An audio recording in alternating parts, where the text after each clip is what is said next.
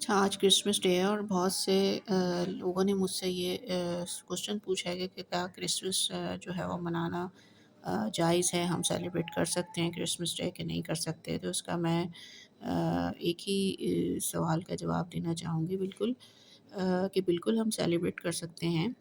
वो इसलिए कि हम हज़रत ईसा अलैहिस्सलाम को नबी मानते हैं और ये नबी हज़रत ईसा अलैहिस्सलाम की पैदाइश का दिन है। सूरह मरियम की आयत नंबर 23 में भी अल्लाह ताला ने इसको वाज़ेह फ़रमा दिया है कि मैं ही मरूँगा, सलाम हो मुझ पर, मैं मरूँगा फिर मैं दोबारा ज़िंदा किया जाऊँगा।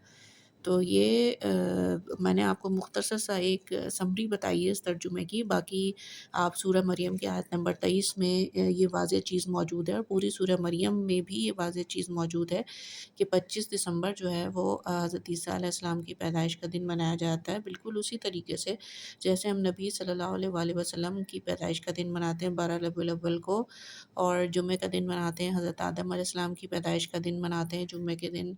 और जो आशूरा का दिन है उसमें हज़रत मूसा अलैहिस्सलाम ने जो फ़तह हासिल की थी, वो जो है वो दिन हम मनाते हैं। तो ये दिन सेलिब्रेट करना जिसमें अम्बिया कराम अलैहिस्सलाम को कामयाबी नसीब हुई अल्लाह ताला की मदद की तरफ से, अल्लाह ताला की तरफ से। तो इस सेंस में अगर हम ये दिन सेलिब्रेट करेंगे तो ये जायज़ है। अगर हम ये सोचेंगे कि हम नबी की पैदाइश का दिन मना रहे हैं, हज़रत ईसा अलैहिस्सलाम की विलादत का जश्न मना रहे हैं, तो ये जायज़ है, दुरुस्त है। लेकिन अ, अगर हम उनकी इबादत में शिरकत करेंगे, या फिर हम और इस किस्म की तक़रीबात में शिरकत करेंगे जो इस्लामी इक़दार के मुखालिफ जा रही हैं, ख़िलाफ़ जा रही हैं, तो ये जो है वो नाजायज़ और दुरुस्त हो जाएगा।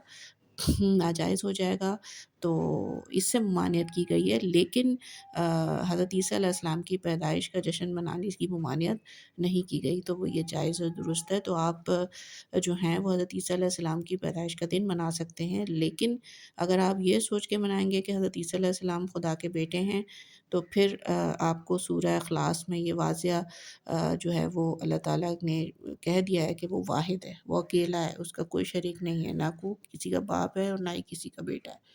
तो ये सारी चीज़ें जो हैं वो समझाने का मकसद ही यही है कि जो कन्फ्यूजन है हमारे मुसलमान भाइयों के ज़हनों में, वो कन्फ्यूजन जो है वो दूर हो जाए। बाकी चीज़ मुझे आप बताएँगे कमेंट सेक्शन में कि ये कहाँ तक आपकी जो है वो उलझन दूर हुई है।